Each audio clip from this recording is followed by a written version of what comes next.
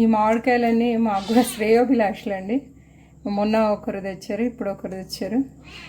ఇప్పుడు ఇది 1/2 కప్పు ఉప్పు. ఇది చాలా పాతకాలపు వంట, చాలా అంటే చాలా.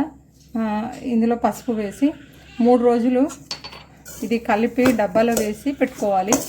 దాని తర్వాత నేను చెప్తాను.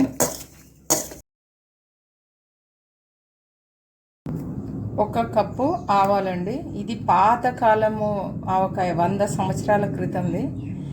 ఇదే విధంగా దీన్ని మిక్సీ పట్టుకోవాలి, చెప్తాను. ఈ గ్లాసు 1 పల్లీలు, అదేవిధంగా 1 శనగలు.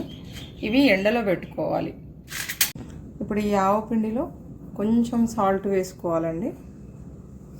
నీళ్ళు ఇవి పోసుకుంటూ కలుపుకోవాలి.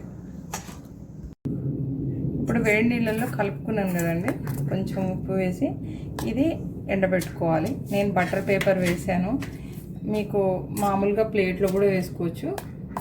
మొత్తం సాయంకాలం వరకు ఎండిపోతుంది. ఇదిగోండి ఎండలో పెడుతున్నాను.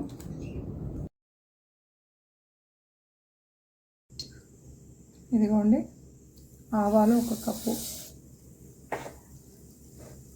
అదేవిధంగా జీలకర్ర 1/2 కప్పు, ఎండుమిర్చి కూడా వేసేసుకున్నాను.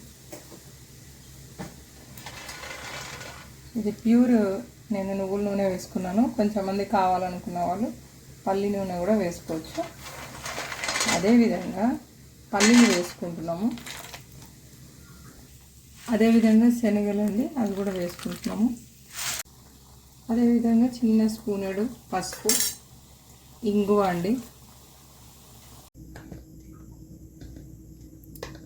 ఇప్పుడు పచ్చళ్ళ కారం 2 ఇదే దాంతో వేసుకుంటున్నానండి. ఇది కొంచెం ఎరుపుగా ఉంటుంది, కారం తక్కువగా ఉంటుంది. ఇది కూడా ఒక 1.5 వేసుకుంటున్నా. 1 కప్పు నిండా అండి ఉప్పు వేసుకున్నాం. ఆల్రెడీ 1/2 కప్పు ముందు పసుపు ఇది ఉప్పు వేసి కలిపి పెట్టాం కదా, ఇప్పుడు అది వేసుకున్నాము. ఇప్పుడు ఎండబెట్టుకున్న ఆవ పొడి కూడా వేసేసుకుంటున్నాము. ఆల్రెడీ పోపు వేసుకున్న దాంట్లో నుంచి కొంచెం నూనె తీసుకున్నానండి, అది వేసి ఫస్ట్ కలుపుతాను. ఆ మసాలాలన్నీ కలుపుతున్నా కదండి. ఇందులో మెంతి పొడి 1 స్పూను, జీరా పొడి 3 స్పూన్స్ వేసుకున్నాను.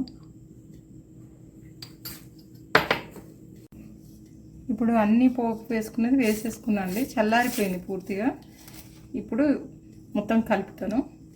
అమ్మలు చేసే, వాళ్ళ చిన్నతనంలో చేసే పాత పద్ధతిలో ఇది మా పులిహోర ఆవకాయ అండి.